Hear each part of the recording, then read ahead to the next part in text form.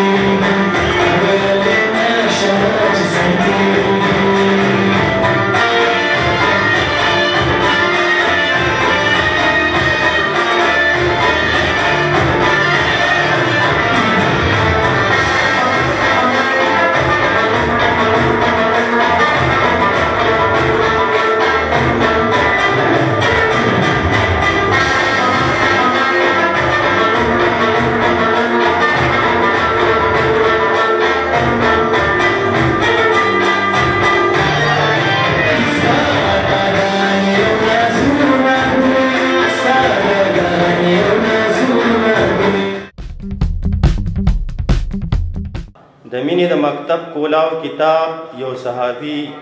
د سوات د صحافت د اسمان نور فیاض ظفر د دور د باطل د زور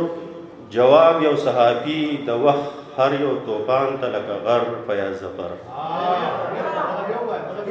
د مینې د مکتب کولاو کتاب یو صحافي د سوات د صحافت د اسمان نور فیاض ظفر د دور د باطل د زور جواب یو صحافي د وخت هر یو توپان ته لکه غر فیاض ظفر دی بعضې صحافیانو له عذاب یو صحافي دی بعضې صحافیانو له عذاب یو صحافي د دور په تیارو کې یو شرر فیاض ظفر دی بعضې صحافیانو له عذاب یو صحافي د دور په تیارو کې یو شرر فیاض ظفر صحاف سے وایي چې د سوات د ډېرو خلکو انتخاب یو صحافي یو نوی د سوات د ډېرو خلکو انتخاب یو صحافي یو نوم دی پیژندلی معتبر فیاض ظفر او د امن د پیغام نه ډک ثواب یو صحافي د امن د پیغام نه ډک ثواب یو صحافي چې پل و بیا قدم و بیا سفر فیاض ظفر او د ژوند په شین چمن کې سور ګلاب یو صحافي د سوات د خار میوه لکه انځر فیاض ظفر د ژوند په شین چمن کې سور ګلاب یو صحافي د سوات د خار میوه لکه انځر فیاض ظفر راوړی صحافت لا انقلاب یو صحافي جوړ کړی لکه تندر هر خبر فیاض ظفر د قام په غم کې تل په اضطراب یو صحافي ضرور ولۍ نه مرور فیاض ظفر او یو فیض دکړي د ځان سره پجاب یو صحافي بیا وادي خلی په سر د دنیا شر فیاض ظفر ایک قدم بھی ساتھ چلنا ہو تو اتنا سوچنا دوستی اور دشمنی میں قبر تک جاتا ہوں میں مونږ چې څونه پیژندلی دی فیض صاحب د مینې سمندر دی چې څوک ورله مینه ورکوي او چې څوک ورله مینه نه ورکوي نو د دوی یو ډایري ده هغه ډایري چې کوم دی نو هغه د ضرب المثل یو قسم لا حیثیت لري چې هغه ډایري ته څوک وختو نو هغه بیا خیر نه پوه شو جي نو کوشش کوئ چې تاسو ټول دله مینه ورکوئ چې دی به تاسو په بدل کې مینه درکړي زه په خپله د ډایرۍ نه ډېر سخت یېرېږم او منټلي نور خبرو ته تیار نه یم هغه چې سمل غلرې فیاض صاحب و چې سمل غلرې جو هغه ډاکټر صاحب راغونډې کړې وې او موږ ته یې په کیس نه دي پاتې کړي نو زه د هغه په هغه خبرو د پاسه نور شپون نه شم والی ټولې ملغلرې فیاض صاحب داسې ده که نه دي ټولې ملغلرې هغه ډاکټر صاحب راغونډې کړي دي او زما دغه ماتې ګوډې خبرې قبولې کوي فضل خالد صاحب به انشاءالله ښې خبرې کوي زموږ استاد دی نیاز صاحب چې ډېره زیاته زده کړه مې ترې کړې بیا سید الرحمن صاحب دی روخان صاحب دی قیس صاحب دی چې استاد دی زموږ خبرې به د دوی خوند کوي او زه به ستاسو نه نوره یو قسم له بخښنه وغواړم مننه دغه ماتې ګوډې خبرې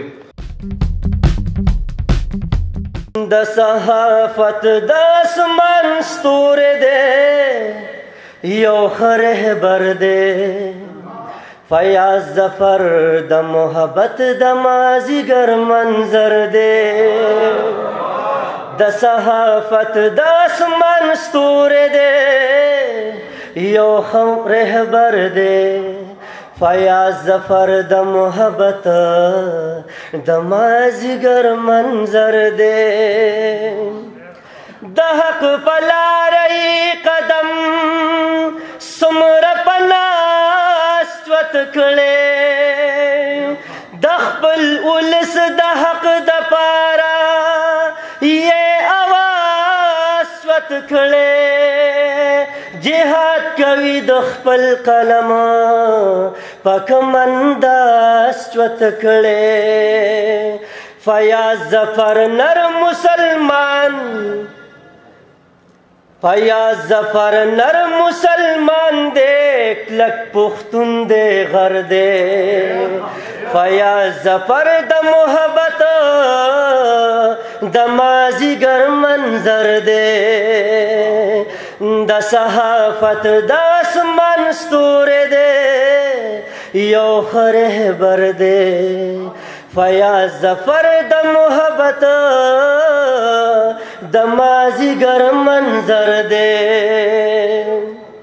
دنیا کی کې سکیږي نظر ساتي دنیا ته ګوري سترګې ته نشعوري د ظلم انتها ته ګوري خدای لکم یمن روړي هر خوا ته ګوري خدای لکم یمن روړي هر خوا ته ګوري پرواز کوي د محبت د پرښتې وزر دی فیاض ظفر د محبت د مازیګر منظر دی دا هغې صحافي دی د هغې سره کار کوي او ډېر د قدر وړ شخصیت دی هغې ته خواست کوم چې راشي او خپل تاثرات چې دي هغه د فیاض ظفر صاحب په اړه زموږ سره شریک کړي ډېر محترم افضل خالق صاحب په صحافت کې زه دوه خپل استادان منم ما چې کله د انګریزي صحافت شروع کوم نو زه د نیاز احمد خان صاحب سره به کېناستم او د هغه نه ما زده کړه کړې ده ډېر زیات ښه صحافت کوي د سوات په لیول او ډېر وخت موږ یو ځای پاتې شي اوس هم یو ځای او بیا مې په دویم دغه کې بیا چې کله زه د فیاض صاحب سره ناسته پاسته ما شروع کړه نو ډېرې خبرې داسې دي د صحافت چې موږ د دونه زده کوو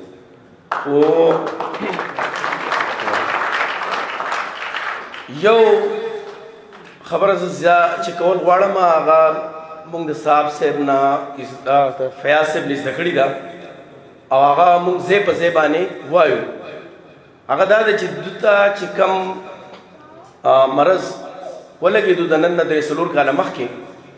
نو ما په خپله په دې باندې لږ ریډینګ وکړو او د هغې ریډینګ نه ماته دا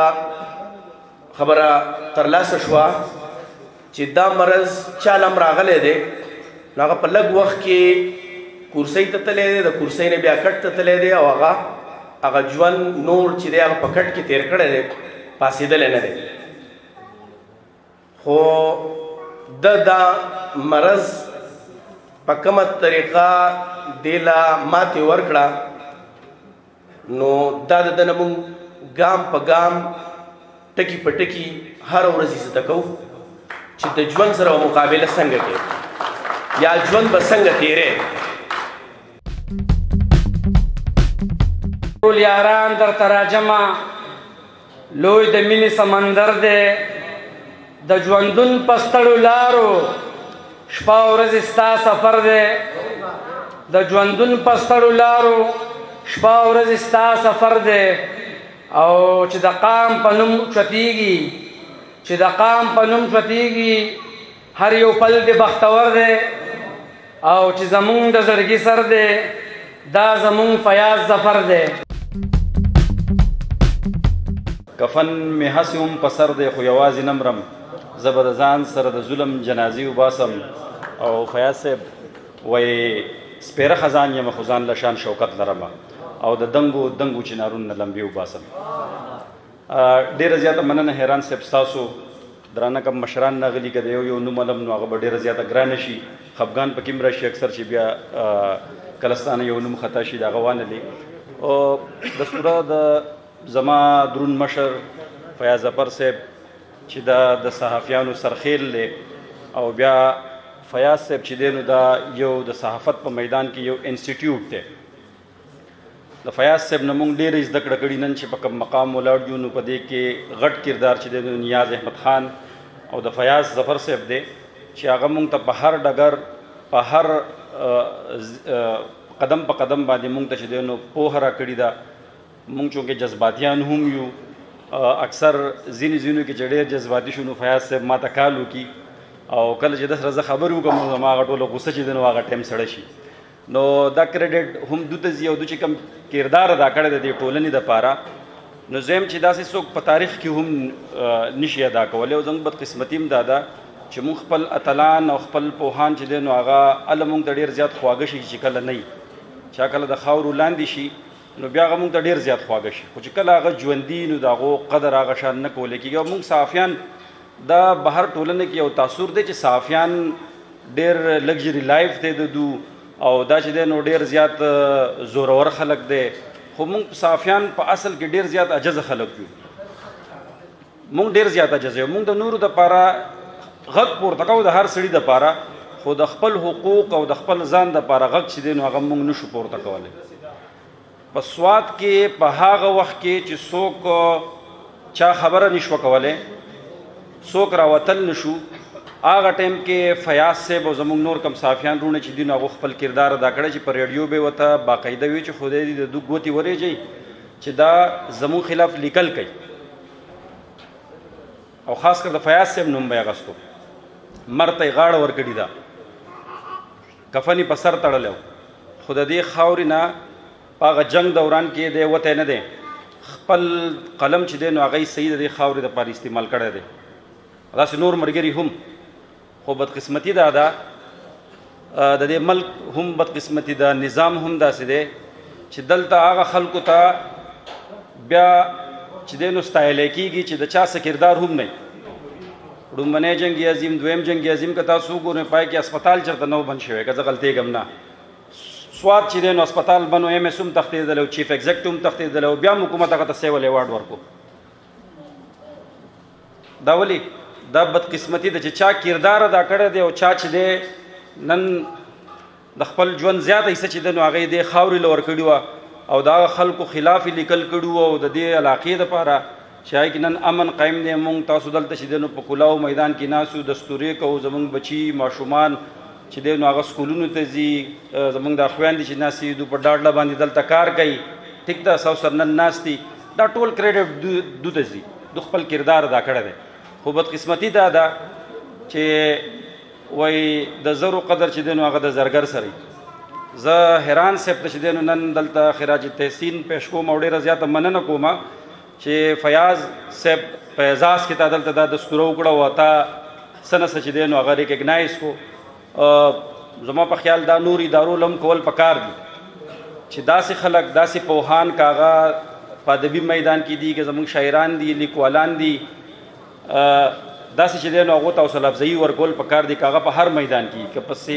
د میډیکل فیلډ کې، انجینرینګ فیلډ کې یا نور څومره زموږ دي نو پکار ده چې داسې کېږي. خو بدقسمتي دا ده څنګه ما وړاندې ووې چې دلته هله مونږ ته زیات قدرمن شي چې کله هغه د تورو خاورو لاندې شي، چې کله ژوندی نو هغه شان هغه مونږ نه کوو. زه به ډېرې خبرې نه کوم ځکه چې که د فیاض صاحب شخصیت داسې دی زما دپاره، زما دپاره ډېر زیات قدرمن دی او که زه په هغه باندې خبرې کوم نو دا به د هغه د کردار سره زیاتوي، ځکه چې زما الفاظ زما سره نه ملګري کېږي چې زه د فیاض صاحب ستاینه څنګه وکړم. ځکه ما ته پته ده چې فیاض صاحب کم کردار د دې خاورې دپاره ادا کړی دی نو هغه په تاریخ کې زم چې ایک چا به نه څوک ادا کي او نه څوک ادا کولی شي. د سوات صحافیانو او خاص کر فیاض صاحب چې کم کردار ادا کړی دا په دې سوات باندې او په دې قام باندې چې دی نو ډېر غټ احسان دی چې په هغه وخت کې داسې وخت و چې صحافت د سوات صحافت صرف د سوات پورې محدود و. بیا چې کله دهشتګردي دلته کې شروع شوه او د هغې رپورټینګ د سوات صحافیانو کوو د هوا په چپو باندې او د قلم په څوکه باندې، نو د دنیا ټول د صحافت دنیا چې ده هغه سوات طرف ته د هغې مخه شوه او زمونږ د سوات صحافت په ټوله دنیا کې وځلېدو. په دې کې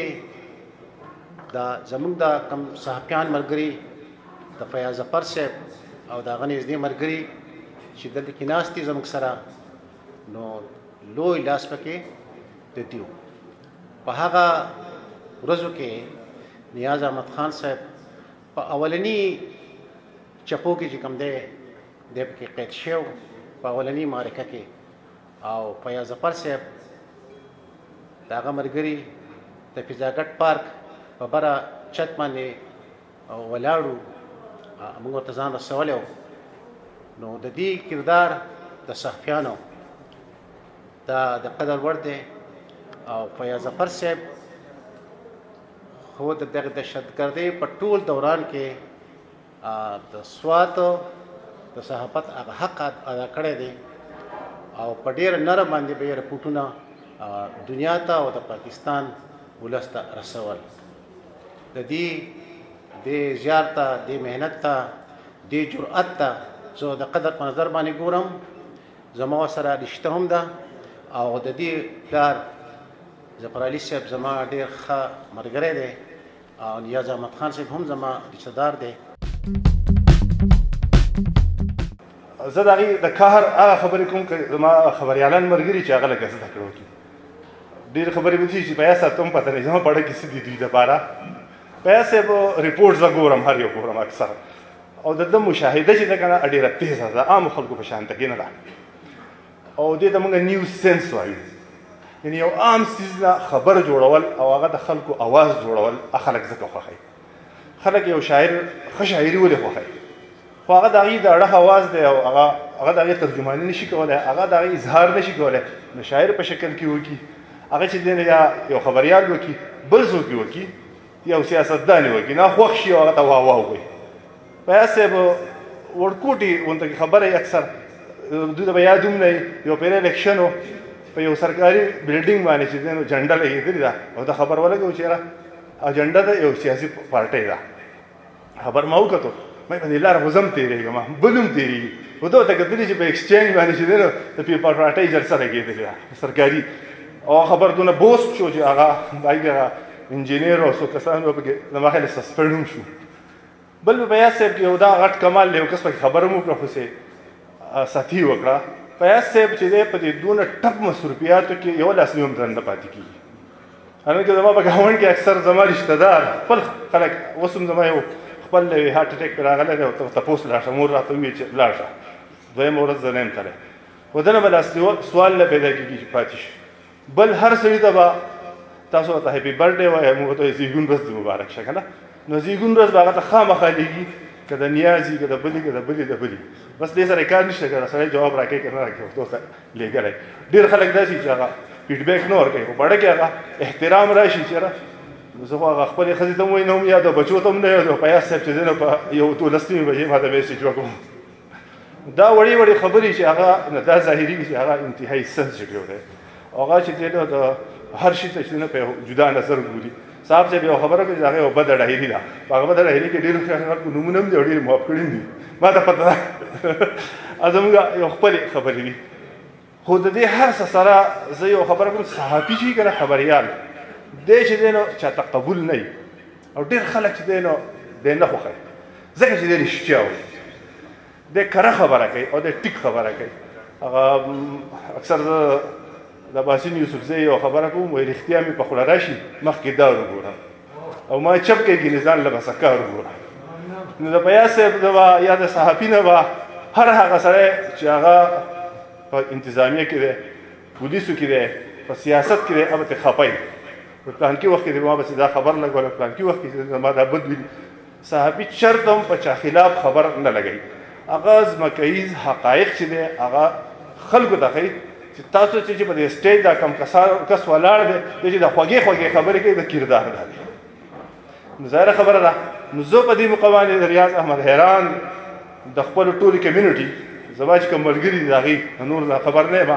خو زموږ الکترونیک میډیا اسوسییشن دی او په هغې کې زه د ایګزیکټیو کونسل ممبر یم. دغه 30 کسان چې دي زه د هغو د ټولو لخوا د ډلۍ د شکریه ادا کوم او د هغه د ټولو ملګرو شکریه ادا کوم او د هغه دپاره لږ لاس هم وپړقوئ ریاض صاحب لپاره چې کم از کم هغې یو صحافي یو خبریال وستایو، دا یو صحافي نه زموږ ټوله کمیونټي وستایه ده. د نیاز هم وستایو، د سید الرحمن هم وستایو، د فضل خالق هم وستایو، زما کیمرمین هم وستایو، زما ټوله کمیونټي وستایو. نو ډېره مننه. دا شکریه خامخا ده پکار ده چې زه ادا کړم. دې سره سید الرحمن زما کشر دی او ډېر په تفصیل سره خبره وکړه. هغې سره زه یو خس کې ټچ کوم. په کال 2007 کې چې کله ترهګري شروع شوه، زمونږ سوات ټول خلک د هغې نه متاثره شو، خو صحافیان د ټول نه زیات متاثره شو. فیاض صاحب خوا کې تاڼه ده 4 پیرې په هغې باندې دماکه شوي ده، 4 پیرې د دفتر وران شوی دی، د بخپله جوړ کړی. زما دفتر وران شوی دی ما په خپله جوړ کړی زما نه کیمرې پاتې شي داسې هر یو صحافي د هغه څه نه څه نقصان شوی هغه ته تھریټس میلاو شوی طالبانو مونږ یاد کړي او زمونږ په وجه باندې نوبل انعام چاته میلاویږي زمونږ په وجه باندې شجاعت چاته میلاویږي زمونږ په وجه باندې بلا خلکو ته چې دی نو دنیا ولیدل خو په سوات کې د بدبرغۍ یو صحافي ته چې دی نو په حکومتي سطح باندې یا په کمیونټي باندې ونه ستایلی شو او دا هغه صحافیان دي چې تو په هغه جنګ کې په ګولو کې سوات نه نه دي وتلي پر سوات نه دی پرېښی خو ستاسو په دې اړه کې چې کوم دا مینه ده که نه دا ډېر غټ ایوارډ دی زموږ لپاره او د دغې مونږ قدر دی مونږ ته چې دی نو د سرکاري سرټیفیکېټ ضرورت نشته د خلکو پړونو کې چې څوک ژوندی که نه نو هغه دا خبرې بیا اوږدېږي په دې تلو تلو کې به د فیاض صاحب لپاره یو د اردو شعر دی فیاض صاحب چې دی نو همیشه خپل ژوند یې داسې تېر کړی دی چې که مونږ به ټول به ځو او دغه به پرېږدو دنیا به پرېږدو خو د هر انسان دوه دغه یي که نه ژوند یو د هغه ذاتي ژوند یو د هغه په کارنامو وي نو انشاءالله چې راتلونکی نسل وي او په پی ایچ ډي کوي او په ایم پل کوي او هغه د تو په ژوند باندې به چې دی هغه تاریخ پراخه کېږي نو زه یو شعر اخیر میں بیادم کون کہتا ہے کہ موتائی کی مر جاؤں گا میں تو دریاؤں سمندر میں اتر جاؤں گا زندگی شمع کے مانند جلاتا ہوں ندی بجھ تو جاؤں گا مگر صبح تو گھر جاؤں گا مہربانی د سوات حالات چې کم خراب شو په دغه وخت کې چې دوو طبقو به خبرې کولې خو د ټولو نه زیاته خطره به صحافیانو ته وه یو صحافیانو چې هغه به په ډاګه خپله خبره کوله دویم شاعرانو چې هغه به په اشارو کنایو کې د دې ساعته لګیا دي او هغه خبرې کوي خو کومه خبره چې په ډاګه کېږي او د یو طبقې خلاف یې کوي نو ظاهره خبره ده چې تا ته به ډېره خطره وي زه به کله کله منګورې ته رالم اکثر به خبر شم نن د ازادي اخبار په دفتر ډزې وشوې نن دې پله وشوې خو ما کاته چې په هغه وخت کې به د دیو چې کوم لیکل راتله د فضل ربي راهي صاحب بیا چې کتاب چاپ کو اور سوات جلتا رها نو دا صحافیان موږ دیو ته سلام پیش کوو دا زموږ رونه دي دا زموږ بچي دي او دا د قام بچي دي او دیو د قام دپاره قربانۍ ورکړې هم دي او بیا به هم ورکوي په خپل هر حق معاف کوي د مخلوق نه معاف کوي نو موږ او تاسو ټول ګوایو چې فیاض ظفر صاحب یو شریف انسان دی د خدای د مخلوق سره همیشه ښېګڼه کړې ده قربانۍ یې ورکړې دي نو الله دې د دې اجر دله په دې جان هم د روح صحت په مات کې ورکړي او په آخرت کې هم خدای ښایسته کړي زه خبرې ډېرې اوږدوم نه بس یو شعر وایم زما ډېر خوښ دی پخوانی چې پیدا شوې تا جړل خلکو خندا کړه چې پیدا شوې تا جړل خلکو خندا کړه او داسې مړ شه چې ته خاندې او خلک جاړي ډېره مننه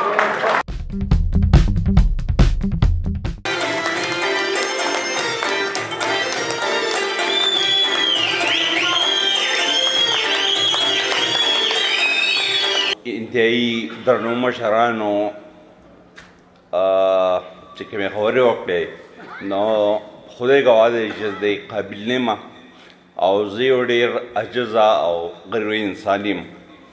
او کوشش دا دی چې موږ د انسان او د خدای د مخلوق سنس خدمت باش هر شکل یې کو دا میډیا چې زموږ سره ملګري دي هغې باندې صدر وفیل څخه خبرې وکړې نو یقینا زموږ ټول ملګرو په دغه حالاتو کې کله چې ګلزو او یو داسې حالات چې بویدونه څوک به کور ته شپې له روغ راځي او څوک به بڼ لاوړي چا نه سره کټ کړی او په دغه حالاتو کې د سوات د میډیا ډېرو ملګرو ډېر په نره باندې مقابله کړې ده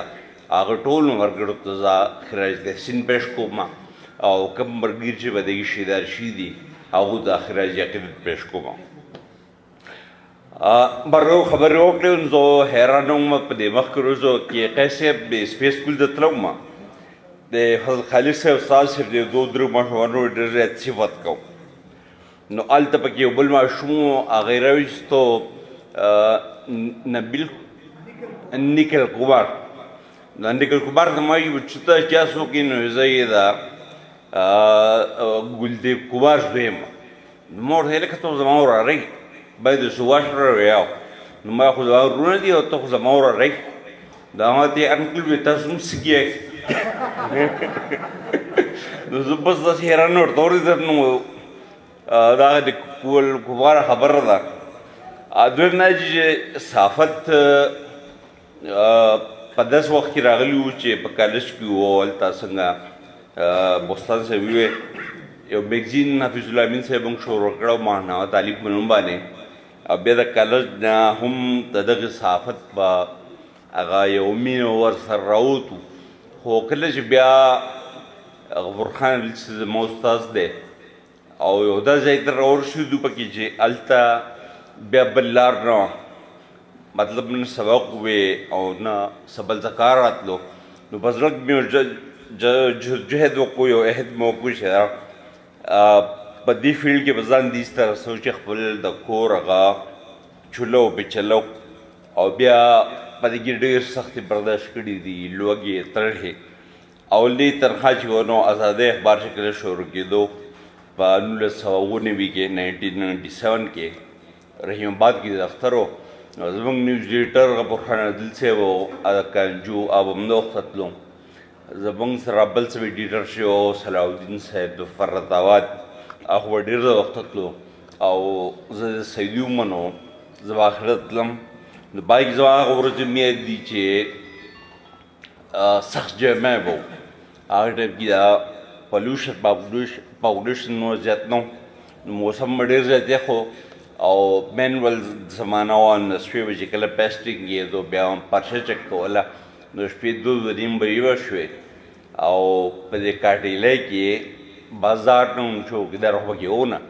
نو کله هم به چې زه دریم باد نه تلم شاړې به مې واچلم په یو لاس به مې چترۍ نیولې وه په خوله کې مې بیټري نیولې وه په یو لاس به مې کمنګ نیولی و چې یو سپی راځي نو به ویشتو بل کپر به واخیستو او کله به زه کور ته رسېدم نو زما د جامو نه د پایزارو نه او د شاړې نه به اوبه بهیدې او بیا به چې کله یو د مالي چوپړسته نه یو کمل مې په ځان واچو جامې مې بدلې کړې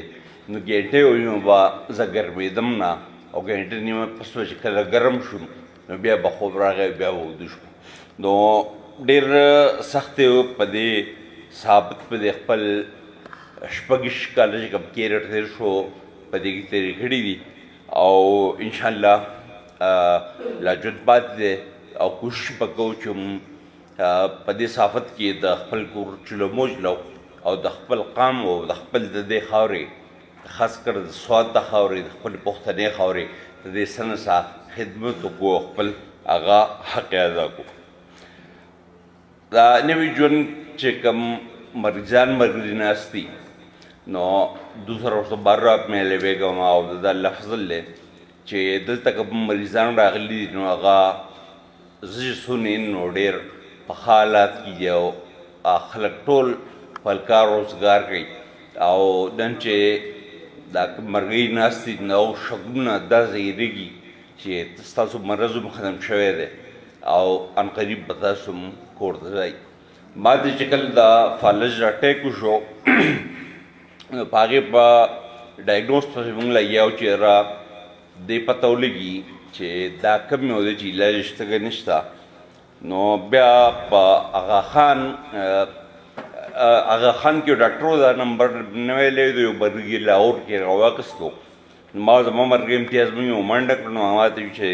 کراچۍ ته پلین طرف راتلی شم یا وي دا کراچۍ ته لاړم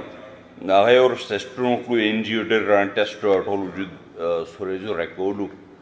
نو سبا له چې هغه بیا یې معاینه وکړه نو لاهور کې ویلي چې دا مرض ښکاري که دین د دې علاج نشته او که دا نه وي بیا علاج شته دغه ټسټ چې وکړو نو ما له جواب راکړو چې دا هغه مرض دی او د علاج نشته او بس ته کوشش کوه نو ما ډاکټر صاحب زه ځم یا ته تللې نو ما ورته ډاکټر صاحب ما زه سوات نه راغلی یم او ډېر پیسې مې ولګېدې نو ما یې چټ خو راکړه اوس چټ نه خلک وایي چې دروغ وایم نو هغه ما ته به یې چټ څه ولیکه نو ما دې مرض دا نوم پې ولیکه دا به یې مرض دا نوم ولیکو بس زه روان شوم نو زه چې کله جاز کې ناست وم هلته چې مریضانو هغه ویلچیر ته تلو ویلچیر نه بیډ ته بیا خاورو لاندې ته نو ما ځان سره سوچ کوم چې یاره د ډاکټر خو تقریبا ته مړ دی او میاشت دوه درې کې که مرې نو موږ لا د خدای د مخلوق خدمت نه دی کړی نو ما ځان سره دا عهد وکړو چې یاره زه نه مرم او د الله فضل دی چې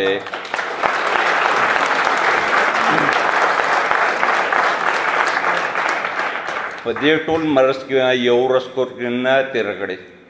نه یو ورځ په کور کې مناسبه دوه پیر راته بیا دا کورونا شی دی په هغې کې مې یو ورځ کور کې اسپتال کې نه ملاسو یو دوه درې میاشتې مخکې مې اپریشن کړی د شپې 10 بجې باندې چوټی کړم سبا به 2 بجې بیا په دفتر کې ناست وم دوکه یو سړی